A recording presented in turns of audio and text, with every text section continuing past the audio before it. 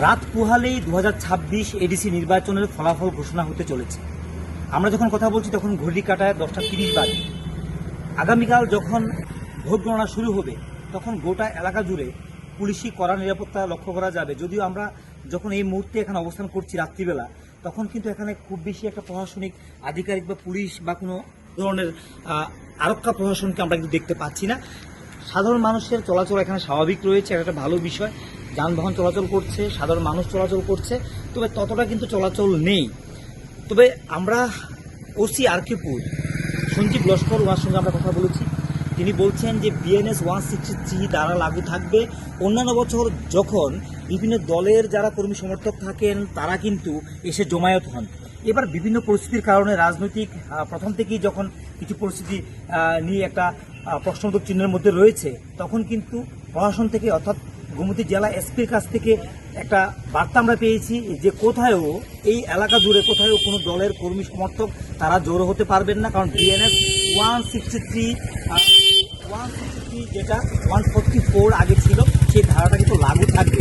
যার কারণে ওসি সাহেব কিন্তু বার্তা দিয়েছেন যেন কোথাও অযাচিত ভিড় যেন এখানে কোথাও না হয়, তাহলে পুলিশ কিন্তু কড়া ব্যবস্থা নেবে। তবে শেষ পর্যন্ত পুলিশ প্রশাসন তাদের যে বার্তা, যে মেসেজ, সেটাতে তারা কতটুকু স্ট্যান্ড বাই থাকতে পারেন সেদিকে আমরা নজর রাখবো। তবে নির্বাচন ফলাফল ঘোষণা আগের রাতে কিন্তু এখন পরিস্থিতি খুবই স্বাভাবিক রয়েছে। আমরা প্রত্যাশা করব আগামীকাল যখন সকাল 7টা থেকে ভোট গণনা শুরু হয়ে যাবে, ধীরে ধীরে যখন পুলিশ প্রশাসন এবং যে পুলিং এজেন্ট থেকে শুরু করে এখানে যখন একটা ভিড় জমবে, পরিস্থিতি এখানে স্বাভাবিক রাখার জন্য পুলিশ প্রশাসন সর্বদা চেষ্টা করবে। এবং আমরা জানিয়ে দিই 20 কিল্লাবাগমা এবং 22 মির্জা কাঠালিয়া যে আসন, এই দুটি আসনের এখানে ভোট গণনা হবে।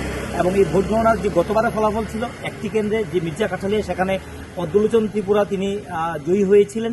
এবারও তিনি লড়াই করছেন, উল্টো দিক থেকে লড়াই করছেন ডেভিড মোরা সিং, উল্টো দিক থেকে লড়াই করছেন ডেভিড মোরা সিং। এবং কিল্লাবাগমা থেকে আপনারা জানেন সবচেয়ে বেশি একটা আলোচ্য একটা কেন্দ্র, কারণ এখানে যে খুমলুঙের যে সিইএম অর্থাৎ চিফ এক্সিকিউটিভ মেম্বার হিসেবে যিনি রয়েছেন পূর্ণচন্দ্র জমাতিয়া, তিনি গত নির্বাচনে বিপুল ভোটে, রেকর্ড ভোটে তিনি জয়ী হয়েছিলেন। এবার তিনি আশা করছেন এবারও তিনি জয়ী হবেন।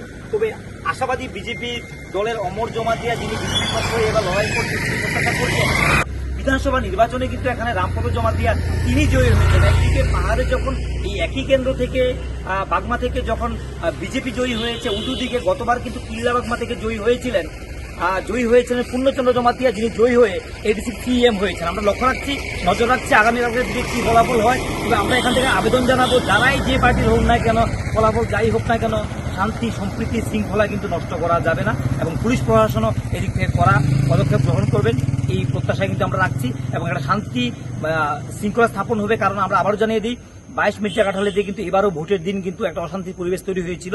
পরবর্তীতে শেষ সময়ে যদিও একটা পরিস্থিতি স্বাভাবিক হয়ে যায় এবং গোটা বিষয়টি আমরা তুলে ধরেছিলাম। যাই হোক, আমাদের দিকে নজর রাখুন, আমরা গোটা বিষয়টি আমরা গোমতী জেলার তুলে ধরার চেষ্টা করব।